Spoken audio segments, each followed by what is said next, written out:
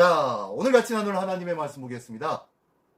오늘 성경 통파보기 13번째, 제목이 뭡니까? 예, 상급입니다. 상급 하면, 1등, 2등, 3등, 이런 등수를 매겨주고, 금메달, 은메달, 동메달, 이런 상급을 말하겠죠? 자, 이사야서 62장 11절의 말씀을, 주제 말씀을 두었는데요. 어떤 말씀인가 한번 보겠습니다. 이사야서 62장 11절의 말씀입니다. 한번 다 같이 한번 읽어볼까요? 시작! 여호와께서 땅끝까지 선포하시되 너희 딸 시온에게 이르라. 보라, 네 구원이 이르렀느니라. 보라, 내 상급이 그에게 있고 보응이 그 앞에 있느니라 하셨느니라. 자, 이게 오늘 본문의 말씀입니다. 우리가 많이 들어보지 않은 말씀이지만 대충 이사야서 62장 정도에 나오는 말씀이면은 어떤 내용입니까? 예, 하나님의 회복의 역사를, 회복의 음성을, 회복의 예언의 말씀들이 막 선포되어지면서 62장 정도 됐으니까 이사야서가 66장까지가 끝입니다. 66장에서는 완전한 하나님의 나라, 새하늘과 새 땅의 말씀도 하시면서 아주 기가 막힌 하나님의 은혜의 때를 말씀해주고 있습니다. 이렇게 해가지고 계속 가는데요. 이사야서 40장부터 39장까지, 이사야서 39장까지는 뭐예요? 하나님의 심판의 역사를 말씀해주고 있고요. 그리고 난 다음에 40장 정도부터는요, 하나님의 회복의 은혜, 그리고 어떻게 회복할 것이냐, 바로 메시아를 통하여서 회복되어질 것이다 라고 하면서 희망을 선포하는 것이 바로 40장부터 시작되어지다가 66장까지 그 마지막 예언의 말씀이 성취되어짐으로 끝을 맺습니다. 그래서 62장 정도 되어지면은 어느 정도 되는 거예요? 예, 하나님의 말씀이, 예언의 말씀이 선포되어지고, 그리고 이 예언의 말씀을 따라 메시아의 회복의 역사가 계속 끊임없이 계속되어지다가 62장 정도 되어지면요, 자, 이렇게 회복되어지고 이런 은혜가 있을 것이다 라는 얘기가 쫙 장황하게 나올 때쯤이에요. 그쯤에 말씀하신 겁니다. 뭐라고 말씀하시는지 다시 한번 제가 읽어볼게요. 여호와께서 땅끝까지 선포하시되, 자, 하나님의 회복의 은혜를 선포하십니다. 어떻게 해요? 너희는 딸 시온에게 이르라. 자, 딸 시온이 어디입니까? 예루살렘이죠. 딸 시온, 예루살렘, 이스라엘을 말하고 있습니다. 자, 딸 시온에게 이르라. 예루살렘에게, 하나님의 백성에게 그동안 힘들고 그리고 징계를 받아서 괴로워하고 있었던 하나님의 백성들에게 이르러라 라고 하면서 하나님의 회복의 말씀을 선포하라고 말씀합니다. 뭐라고 선포하라고요? 예, 보라, 네 구원이 이르렀느니라.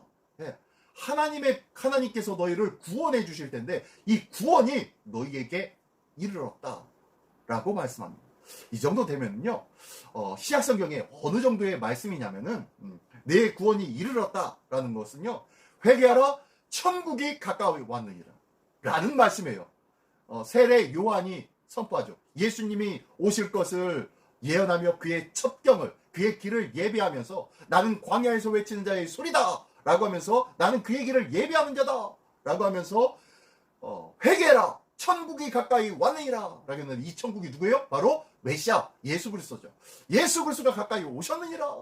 구원의 구원, 하나님의 천국 구원. 자, 그 말씀하고 비슷한 거예요. 보라, 내 구원이 이르렀느니라. 자, 천국이 가까이 왔느니라. 그러면서요, 보라, 상급이 그에게 있고 보응이 그 앞에 있느니라 라고 하면서 하셨느니라 했는데요. 보라, 상급이 그에게 있고 보응이 그에게 있대요. 상급, 보응, 상급은 뭐예요? 한마디로 상이겠죠, 상. 그리고 보응은 뭡니까, 보응? 네. 무엇을 행한 대로의 그만큼의 가치를 주는 것. 이게 보응이겠죠? 그죠? 행한 대로, 행한 만큼의 가치를 대가로 주는 것. 이게 바로 보응이에요. 자, 상급과 보응. 거의 비슷한 얘기입니다. 거의 비슷한 얘기. 자, 상급과 보응이 한번 원어로 어떻게 나와 있는지 한번 볼까요? 상급과 보응. 먼저 상급 한번 보겠습니다. 상급은 히브리어로요, 사카르라는 동사입니다. 동사여서요, 급료를 받다, 채용을 하다, 보수를 주다 라는 거예요. 자, 급료를 받다, 이거는 뭐예요? 수동태네요. 보수를 주다, 이거는 능동태네요. 그리고 채용을 하다, 라는 것은 아직은 상급을 받거나 주거나 뭐 이런 일이 없어요. 그런데 채용을 하는 거예요. 채용을. 내가 어떤 일에 채용을 받은 거예요. 그러면은 이 받았다는 것은 뭐가 확정되어진 거예요? 예, 그에 따른 보수가, 급료가 확정되어진 거예요. 그래서 채용받았다는 것은요, 보수가 확정이 되었다는 거예요. 다시 한번 얘기하면요, 이게 신앙적인 부분들을 바꿔내 얘기하면은, 우리가 예수를 믿어 하나님의 자녀가 된 줄 믿습니다. 그리고 영접하는 자, 곧 그 이름을 믿는 자들은 하나님의 자녀가 되는 권세를 주셨으니 라는 이 은혜의 말씀이 우리에게 있습니다. 또 요한복음 3장 11절에서는 하나님이 세상을 이처럼 사랑하사 독생자를 주셨으니 이는 저를 믿는 자마다 멸망치 않고 영생을 얻게 하려 하심이라 라고 말씀하셨어요. 예, 영생을 주시겠다고 말씀하셨네요. 이 말씀을 듣고 우리가 예수 그리스도를 믿었어요. 그래서 영접하는 자 곧 그 이름을 믿는 자들에게는 하나님의 자녀가 되는 권세를 주셨으니 하면서 하나님의 자녀가 되는 권세를 받았어요. 그렇다면 이것이 바로 뭐라는 거예요? 예, 채용을 받는 거예요. 한마디로 채용을. 하나님의 은혜의 자리로 구별함을 받은 거예요. 그 사람은요, 천국을 아직 경험하지 아니하였지만 천국의 백성이에요. 천국을 받은 바와 동일한 거예요. 그 얘기. 자, 상급이라는 것이 그런 의미라는 거예요. 사카르라는 이 뜻이 동사인데 급료를 받다, 채용을 받다, 그 다음에 보수를 주다, 뭐 이런 의미가 바로 사카르라는 거고요. 보응, 그 다음에 상급에 했으니까 보응은 어떤 의미라고요? 예, 비슷한 의미입니다. 비슷한 의미인데 한번 볼까요? 자, 보응은요, 페올라라는 명사네요. 명사. 이건 명사예요. 명사. 이름이라는 거예요. 어떤 호칭, 명사예요. 자, 이런 페올라라는 이 명칭인데요, 뜻이 뭐예요? 보수, 임금, 급료, 뭐 이런 뜻이 바로 이 보응, 페올라라는 뜻이에요. 상급이나 보응이나 그 의미가 비슷하네요. 그죠? 대신 상급은 동사고 보응은 명사라는 것밖에 다르지 않고요, 그 의미나 쓰이는 것이 거의 비슷하게 쓰여집니다. 그래서 자, 이런 동사와 명사의 단어를 통해서 앞에 있는 우리 본문의 말씀을 다시 한번 해석해 보면요, 이런 의미예요. 보라, 상급이 그에게 있고 보응이 그 앞에 있느니라 라는 이 말씀의 의미는 바로, 보라, 내가 그를 채용하였고 그리고 그에게 보수를 주었다 라는 뜻이에요. 내가 그를 채용하고 그를 보라, 상급이 그에게 있고 보응이 그 앞에 있다 라는 뜻은요, 보라, 그를 채용하여 그 보수를 그에게 주었다 라는 뜻이에요. 하나님이 우리를 채용하시고 보수를 주었대요. 이게 바로 상급과 보응의 뜻이라는 것이네요. 자, 상급이 채용하다, 그리고 보수를, 급료를 주다, 보수를 주다, 뭐 이런 의미예요. 그죠? 그리고 보응은 보수, 임금, 급료, 뭐 이런 의미고. 그러다 보니까요, 뭐 다를 것이 없는 것 같아요. 자, 거의 비슷한 의미라고 인식하면서 다시 한번, 상급과 보응은 한마디로 하나님께서 채용하셔서 그에게 주시기로 작정한 거예요. 급료를, 임금을, 보수를 주시기로 작정한 것이 바로 상급인 거예요. 상급. 그래서 하나님이요, 우리에게 상급을 주시기로 한 것들은요, 하나님이 어떻게요? 이미 주실 것을 약속한 명확한 근거가 있는 말씀이에요. 그래서 하나님이 우리를 채용하여서 보수를 주기로 작정하신 거예요.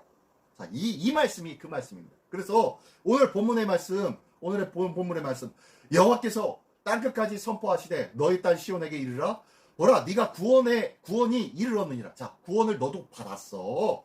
이제 받았어. 그래서 너에게는 이미 내가 너희를 채용했다. 내가 너희를 선택했다. 그래서 너에게 모든 급료를, 너에게 지불할 보수를 내가 이미 주었어 라고 말씀하시는 것이 오늘 본문의 말씀입니다. 이게 상급이라는 단어입니다. 상급은 다시 한번 얘기하면 앞으로 받을 것이지만 이미 확정되어진 거예요. 자, 우리의 구원이 그렇다는 거예요. 우리의 구원 또한 우리는 이미 확정되어졌어요. 그래서 이미 받은 바와 다를 것이 없다는 거예요. 아직 받지는 않았지만 받은 것과 다름이 없다라는 것. 이게 바로 상급이라는 개념이라는 거예요. 자, 자, 왜 갑자기 이런 상급의 개념이 오늘 본문의 말씀에서 시작되는지요? 자, 이 말씀이요. 구약에 중심되어지는 상급이라는 단어는 거의 다 어떻게 해요? 사카르, 그 다음에 페울라라는 이 두 단어 안에 거의 집중적으로 다 들어있어요. 구약에는. 그리고 신약에도요. 이 의미와 동일하게 헬라어가 쓰이고 있어요. 그러다 보니까 지금 이 의미가 신약에도 똑같이 적용되어진다는 것을 꼭 기억하십시오. 자, 그래서 신약의 상급을 예수님이 비유로 이런 말씀을 하셨어요. 신약의 상급. 조금 우리가 자주 사용하고 있고 자주 애용하는 비유가, 예수님의 비유가 있는데 그 비유하고 조금 의미가 다른 것 같고 방향이 조금 다른 것 같아요. 근데 오늘 신약의 상급이라는 관점에서 이 예수님의 비유를 한번 생각해 보기를 원합니다. 마태복음 20장에는 어떤 비유가 있냐면요. 자, 이 말씀을 보시면은 아마 알 거예요. 제가 읽어볼게요. 마태복음 20장 1절입니다. 천국은 마치 품꾼을 얻어 포도원에 들여보내려고 이른 아침에 나간 집주인과 같으니 라는 말씀입니다. 자, 이게 무슨 말씀입니까? 자, 예수님이 비유로 천국에 대해서 비유를 말씀하시는데요. 이런 비유를 말씀하세요. 자, 포도원의 주인이 있었는데 이 포도원의 주인이 하루는 포도원에 일거리가 있으니까 이른 아침에 이제 큰 길로 간 거예요. 큰 길로 갔다 하면은 성문 앞으로 갔다. 그리고 큰 광장이 있는 곳이죠. 그곳에서는 많은 사람들이 오고 가고 많은 사람들이 그곳에서 집결해 있고 많은 사람들이 같이 있는 곳인데 거기에는요 아침에 일할 사람들이 찾아와서 기다리는 곳이에요. 그러면요 일꾼이 필요한 주인이 가가지고 거기서 너 하면서 데려갑니다. 자, 그런데요, 자, 이른 아침에 자 이렇게 포도원의 일꾼을 위해서 나갔어요. 나갔는데 나가가지고 어떻게 합니까? 나가가지고 가보니까 아침 일찍 제3시라고 했는데요. 여기 헬라식 표현으로 제3시라고 했는데 이 제3시는 제0시가 몇 시냐면요. 해가 뜨는 시간이 0시예요. 0시. 이렇게 기억하시면 돼요. 해 뜨는 시간이 0시. 해 뜨는 시간이 0시면은 보통 6시 정도 기준으로 합니다. 지금 현대의 시간으로 보면요. 대충 6시 정도, 뭐 그 전일 수도 있고 그 나중일 수도 있고 계절에 따라서 조금씩 바뀌어지긴 하겠지만 6시를 기준해서 우리는 쉽게 이해할 수 있습니다. 자, 이른 아침에 제 6시에 나가보니까 여기 제 0시가 제 3시라고 했으니까 제 3시는 아침 6시가 해 뜰 때니까 아침 9시 정도 됩니다. 자, 아침 9시에 시장에 딱 가보니까 거기에 사람이 있네요. 그래서 그 사람을 얘기합니다. 내가 우리 포도원에 가가지고 좀 일 좀 해라. 내가 이에 상당하게 값을 주리라. 라고 하면서 그를 부릅니다. 이에 상당한다라는 것은요.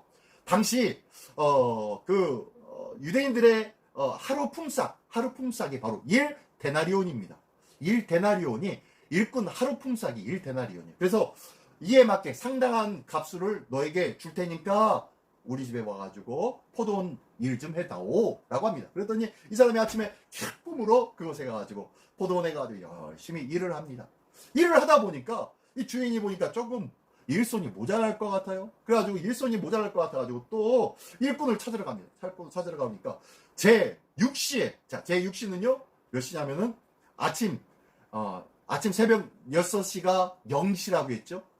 0시인데 그 0시가 6시가 됐으니까 6을 더하면 되겠죠. 자, 6시 하면은 6시에다가 6을 더하면 12시에 낮 12시에 간 거예요.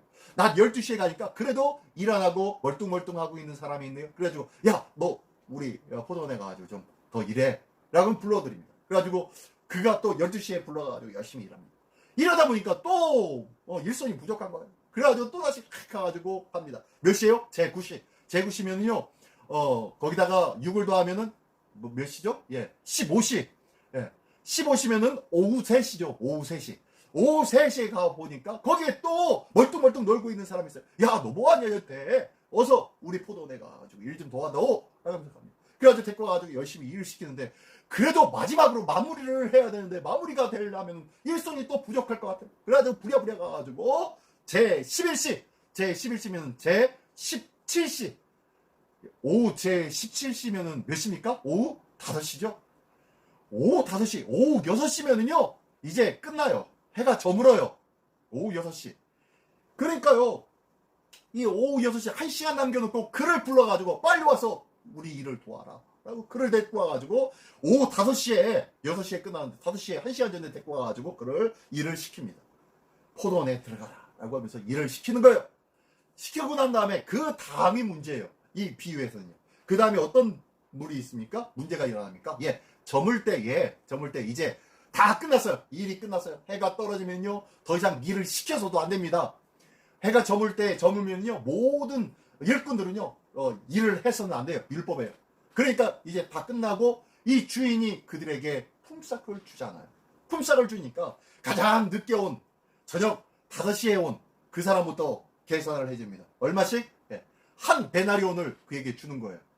그 한 데나리온을 주니까 세상에 내가 1시간밖에 일 안 했는데도 이 한 데나리온을 받았어요. 얼마나 기쁠까요? 이 사람은. 근데요 아침 일찍 아침 9시부터 나와가지고 열심히 하루 종일 일한 이 사람은 어떨까요? 이야 저 사람은 1시간밖에 일을 하지 않았는데도 한 데나리온을 받았네? 그러면 나는 그래도 좀 풍성하게 주겠지? 5달란트? 10달란트? 하면서 나름대로 상상하고 있었을 거예요. 그런데 다음에 3시에 온 사람도 한 데나리온, 12시에 온 사람도 한 데나리온, 그리고 자기도 9시에 온 자기도 한 데나리온을 주는 거예요. 그러니 이게 뭔 일입니까? 자기의 생각하고는 전혀 달라요. 그러니까 주인 앞에 막 따지는 거예요. 야 주인 어르신 이게 무슨 일입니까? 저 사람은 1시간밖에 일하지 않았는데 한 데나리온을 주고 저는 하루 종일 일했는데도 한 데나리온을 주네요. 뭡니까 이게? 뭡니까? 왜 저는 더 일을 많이 했는데 왜 한 데나리온밖에 주지 않습니까? 라고 하니까 주인이 이렇게 얘기합니다. 뭐라고 하냐면 야 너 아침에 나와 약속하면 올 때 너에게 상당하게 주리라. 이 일에 오늘 일에 맞도록 상당한 가격 한 데나리온을 주리라 라고 약속했지 않아? 기억나니 안 나니? 라고 하면서 그렇게 기억은 나긴 나는데요 라고 했겠죠.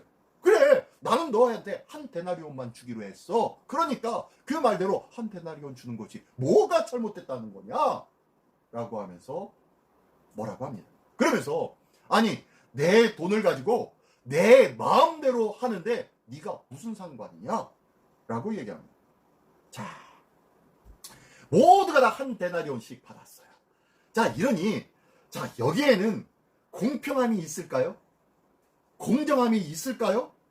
네, 한번 보십시오. 오전 9시 12시 정오 오후 3시 오후 5시 모두가 다 똑같이 한 데나리온씩 받아요. 이게 공정한 거냐는 거예요. 공정한 건. 공정합니까? 공정하지 않습니까? 자, 한번 보십시오.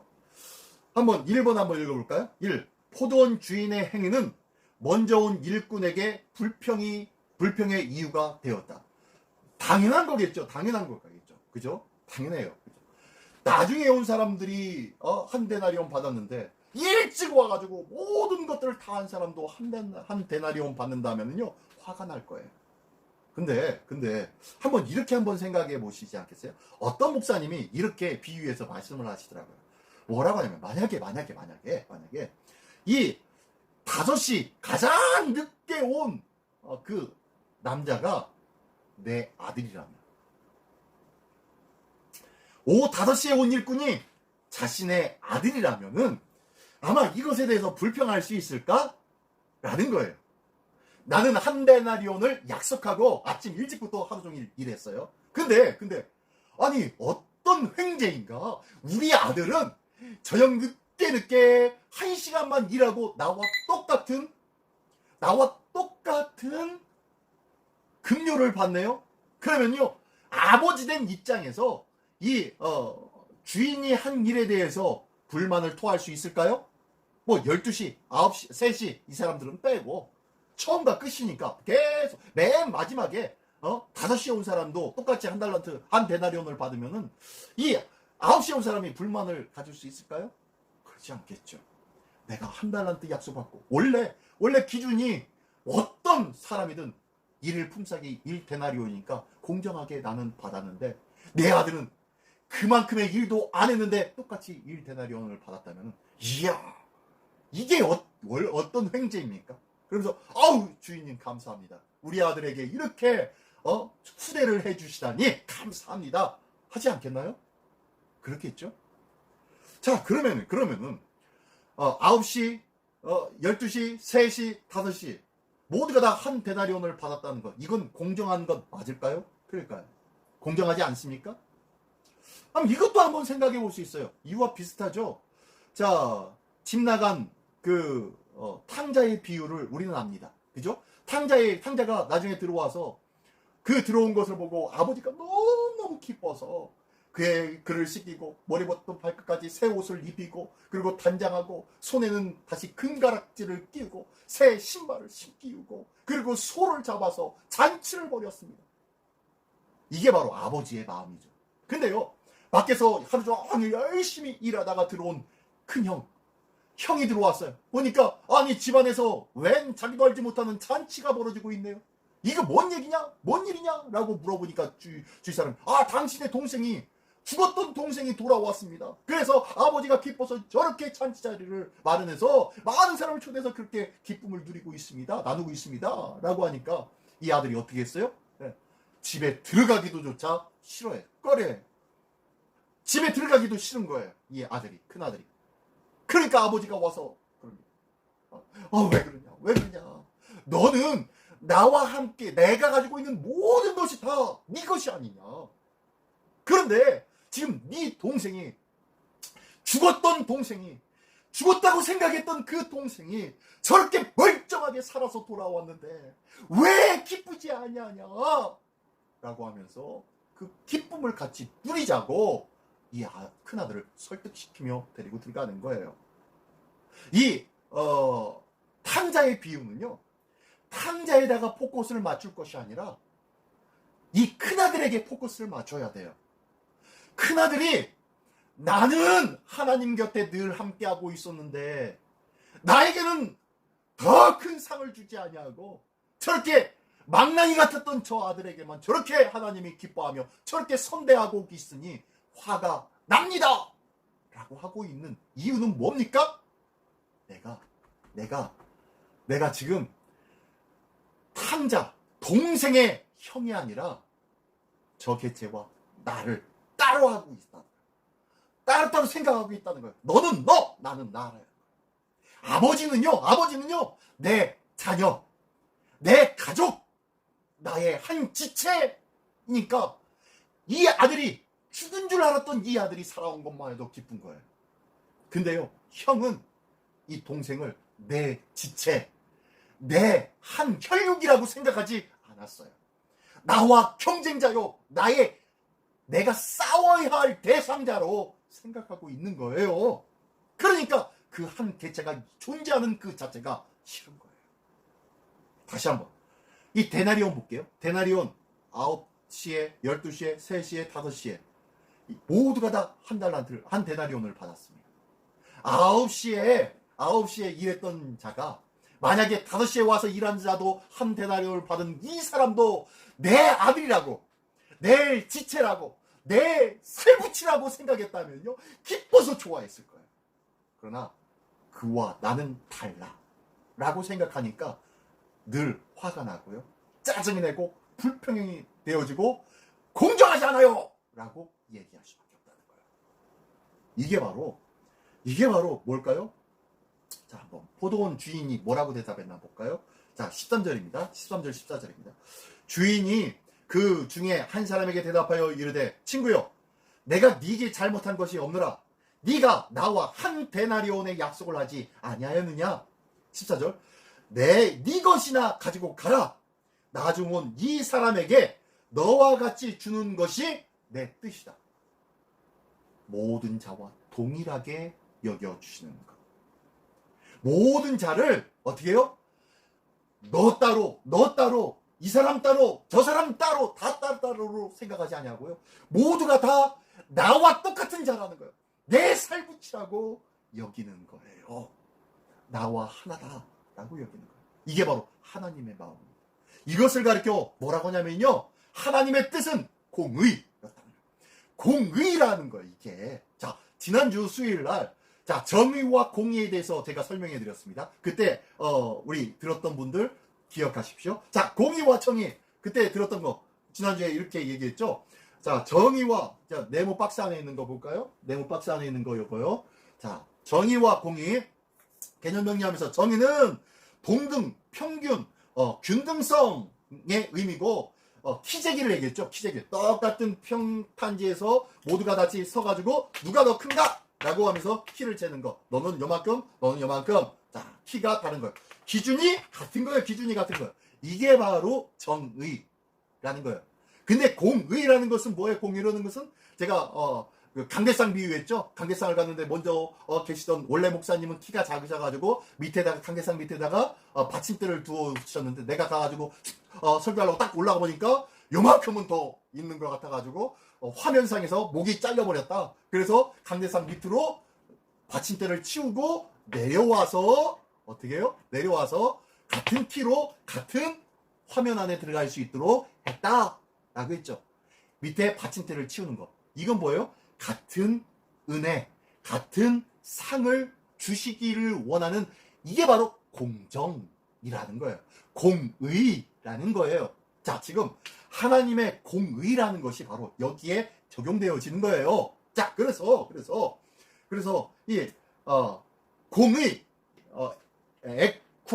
equity, 발음도 제대로 안 되겠네. 예, 공평, 공정, 정당, 이 모습이 바로 하나님의 공의인데요. 하나님께서 상급을 주시겠다는 그 상급이 바로 이거라는 거예요. 이게 하나님의 공의라는 거예요. 이 하나님의 공의가 하나님의 상급이라는 거예요. 상급. 자, 그러면은 천국에서 차별적으로 상급이 있을까요? 자, 하나님께서는 천국의 상급이 차별적으로 나뉘어질까요? 한번 볼게요. 우리 이 말씀을 기억합니다. 자, 하나님께서 일한 대로 저들에게 상을 주시겠다고 말씀하셨어요. 요한계시록에 보면 그렇게 나와 있죠. 요한계시록 22장 10절의 말씀을 보니까요. 읽어보겠습니다. 시작! 보라, 내가 속히 오리니 내가 줄 상이 내게 있어 각 사람에게 그가 행한 대로 갚아주리라. 자, 그가 행한 대로 갚아준대요. 행한 대로. 자, 이 행한 대로가 뭔가요? 많이 행하였으면 많이 주고 적게 행했으면 적게 주실까요? 뭐 그런 의미도 있을지 어쩔런지 모르겠어요. 근데 우리가 다시 한번 또 생각해 볼 만한 비유가, 예수님의 비유가 있습니다. 어떤 비유냐면요, 달란트의 비유입니다. 이번에는요, 달란트의 비유인데, 자, 달란트의 비유, 우리가 5달란트, 2달란트, 1달란트를 주인이 왕이 그들에게 종들에게 주고 먼 길을 떠났다가 다시 옵니다. 이 주인이요. 그랬더니 다시 와가지고 이것을 계산해 보니까 5달란트 받았던 자는 5달란트의 이익을 남기고 2달란트 자 받았던 자는 2달란트를, 1달란트 받았던 자는 그냥 땅에 묻어뒀다가 그냥 1달란트만 가지고 와서 이 주인이 뭐라고 합니까? 이 악하고 게으른 종아, 네가 바깥 어두운 데 나가 슬피 울며 이를 갈미 있으리라 라고 하면서 쫓아내버립니다. 쫓아내버리고 그 한계에 있었던 달란트마저 뺏어버립니다. 이 뺏어가지고 누구에게 주나요? 예? 2달란트 받았던 자에게, 5달란트 받았던 자에게, 5달란트 받았던 자에게. 그래서 10달란트를 가지고 있었던 자에게 이 1달란트를 줍니다. 준 것이 바로 결과예요. 자, 그래서 우리는 1달란트를 뺏어서 1달란트를 5달란트, 10달란트 가지고 있는 자에게 주었으므로 이게 상이다. 11달란트가 되었으니까 그게 상이다 라고 생각하는데요. 그게 상일까요? 상이 아니라고 했죠. 뭐예요? 직무예요. 직무. 직책을 더 주는 거예요. 열심히 일한 자에게 더 큰 직무를 맡겨주시는 거예요. 기억하십시오. 제가 목회 사역을 하다 보니까 이 말씀의 의미를 정확하게 알고 있어요.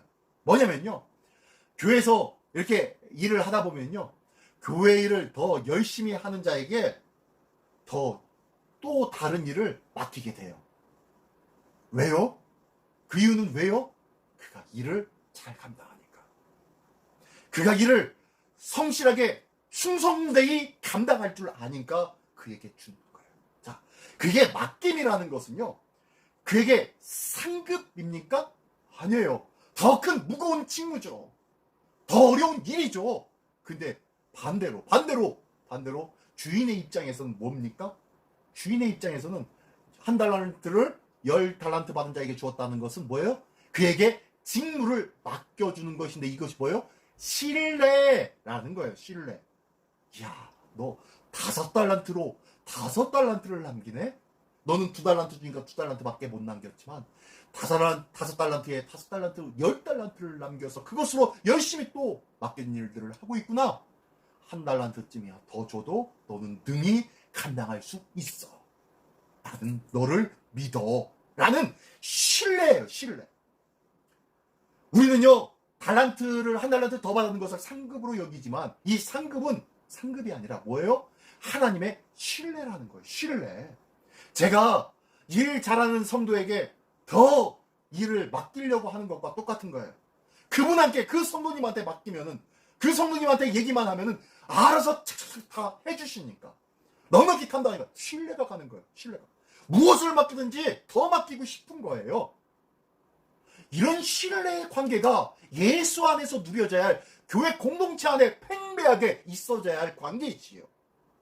그래서 성도님들은 또 다른 성도에게, 또한 저에게, 목사에게도 계속 막 직무를 맡기는 거예요. 목사님, 우리 집 신방 좀 와주십시오. 예, 목사님, 이번에 전도가 나가는데 같이 전도 좀 나가주세요. 예수님, 저 성경 공부 이러했는데 이것 좀 알려주세요. 이런 성경 공부 시간 좀 마련해주세요. 이런 것도 막 요구하는 거.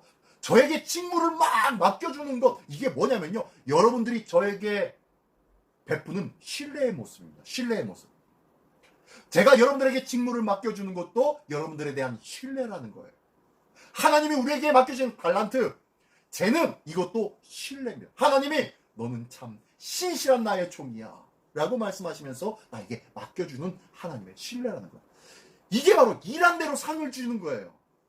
일한 만큼 하나님께서 신뢰하시는 거예요. 그래서 일거리를 주는 거예요. 직무를 맡기는 거예요. 우리는 이것을 상이라고 말하고 있는 거예요. 자, 계속 볼게요. 계속 볼게요. 자, 그러면요, 두 번째로 천국에 가장 큰 상급이 있다. 예, 오늘 말씀드려요. 천국에는 그래서 가장 큰 상급이 있다 없다? 있어요. 있긴 있어요. 자, 천국의 가장 큰 상급은 어떤 상급일까요? 어떤 상급이 가장 큰 상급일까요? 전도를 많이 해서 많은 영혼들을 주님께로 인도한 자가 가장 큰 상급을 받을까요? 정말로 많은 사람들을 죽이고 살인하고 정말 폐영무도한 그러한 삶을 살았던 자가 회개해서 하나님의 자녀가 되어서 회개하고 많은 사람들 또 전도하고 간증하는 그 사람이 상급이 클까요? 아니면요, 이 땅에서 하나님 앞에 은혜 받고 믿음 생활 잘하다가 또한 그 사업도 잘 돼서 억만 부자가 되었어요. 수백억 수천억의 부자가 되었어요. 이 갑부가 되었어요. 갑부가 되어서 이것을 어떻게 해요? 사회에 환원하면서 많은 사람들의 본이 되어졌고 그때마다 하나님 앞에 영광을 돌렸어요. 그래서 많은 사람들이 그를 보면서 이야, 예수 저렇게 믿어야 돼 라고 하면서 예수 믿는 사람들이 막 늘어나게 되었습니다. 이런 사람이 하나님 앞에 큰 상급을 받을까요? 과연 그럴까요? 자, 하나님 앞에 상급이 뭘까요? 자, 한번 이 말씀을 보겠습니다. 창세기 15장 1절의 말씀인데요. 이 말씀은 무슨 말씀이냐면, 지난번에도 주일날 말씀했나요? 말씀 속에 아브라함이 조카 롯을 떠나보내고 가장 좋아 보이는 소돔과 고모라 땅을 조카 롯이 차지해버렸습니다. 그리고 난 다음에 둘러보니까 갈 만한 땅이 없네요. 어디로 가나 한숨 지면서 하늘을 보며 한탄하고 있었던 그때에 하나님이 쟈 하고 나타나셔서 그에게 하늘을 봐라, 땅의 모래를 보아라, 너의 자손을 이와 같이 하리라 라고 하니까 이것을 믿음에 그를 하나님의 의로 여기신지라 라고 말씀하신 내용이 바로 이 창세기 15장에 있는데요. 이 창세기 15장 1절에 뭐라고 시작하냐면은, 자, 15장 1절에 한번 읽어볼게요. 이후에 시작. 이후에 여호와의 말씀이 환상 중에 아브라함에게 임하여 이르시되, 아브라함아 두려워하지 말라. 나는 너의 방패요 너의 지극히 큰 상급이니라. 자, 아브라함아 네 조카 롯이 가장 좋은 땅에 좋은 것을 가지고 떠났다고 해서 네가 아무것도 없는 것 같고 갈 데가 없는 것 같아서 걱정하고 염려하지 말아라. 내가 너와 함께 할 거야. 걱정하지 마. 나는 너의 방패가 될 거고 나는 너의 지극히 큰 상급이란다 라고 말씀을 하시는 거예요. 자, 여기에서 나온 이 상급이 바로 우리가 얘기하고 있는 상급과 똑같은 단어입니다. 이 상급, 여기서요, 너의 지극히 큰 상급. 하나님 나라의 가장 큰 상급은 바로 누가 가장 큰 상급이에요? 하나님이에요. 하나님보다 더 큰 상급이 없는 줄 믿습니다. 자, 말씀을 다시 한번 종합해봅니다. 우리가 예전에 과거에 이런 놀이를 많이 했어요. 저도 어렸을 때 땅 따먹기를 많이 했거든요. 땅 따먹기. 그래가지고 아침에 아니라 학교 갔다 와가지고 가방 집에다 던져버리고 나가가지고 아이들하고 땅 따먹기를 합니다. 땅 따먹기를 하고 그러면요 해가 뉘엿뉘엿 할 때까지 신나게 그래가지고 땅을 굉장히 많이 막 넓게 만들어놨는데 그때 해가 뉘엿뉘엿 질 때 어머니가 그럽니다. 야 순애야 밥 먹으러 와라 라고 하면서 어머니의 호출이 일어납니다. 그랬더니 잠시 후에 또 이 아이도 야 철수야 야 동현아 야 아무개야 하면서 여기저기에서 어머니들이 밥 먹으러 오라고 부르십니다. 그러면요 하루 종일 열심으로 땅 따먹기를 하면서 내 땅이야 내가 더 땅이야 한 뼘이라도 더 넓히려고 했던 이 모든 것들 다 내려놓고 집으로 다 들어가죠. 왜요? 이 땅은 아무것도 아니에요. 그죠? 이 땅보다 더 좋은 집이 저기에 있고 이 땅에서 먹지 못하는 좋은 맛있는 저녁이 저기 어머니가 준비해서 부르고 있기 때문입니다.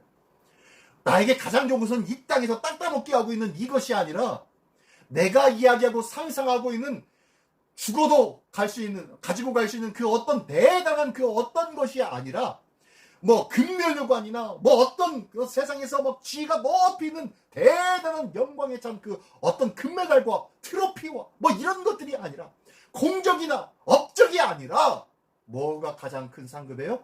하나님이에요. 하나님이 상급입니다. 예수님이 상급이고 성령님이 상급이에요.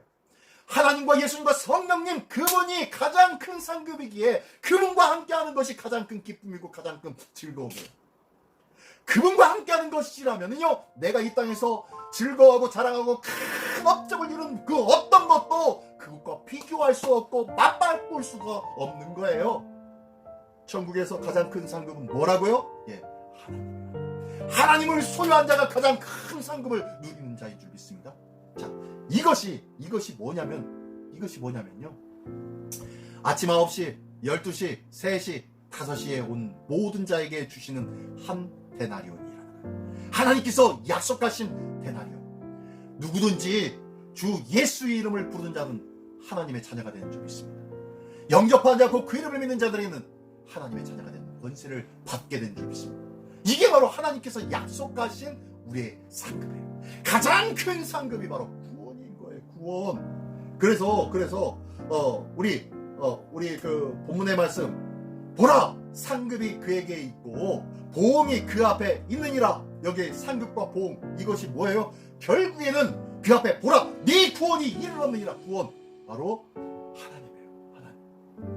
하나님이 예수님이 성령님이 우리의 가장 큰 상급이라는 것을 기억하면서 하나님 예수님 성령님만 함께 하시면 그 어디나 초막이나 궁궐이나 내 주 예수 모신 곳이 그 어디나 하늘나라임을 믿으시면서 오늘도 가장 큰 상급을 소유하며 즐거워하며 기뻐하며 누리며 살아가는 우리 모두가 되시기를 예수님의 이름으로 축원합니다.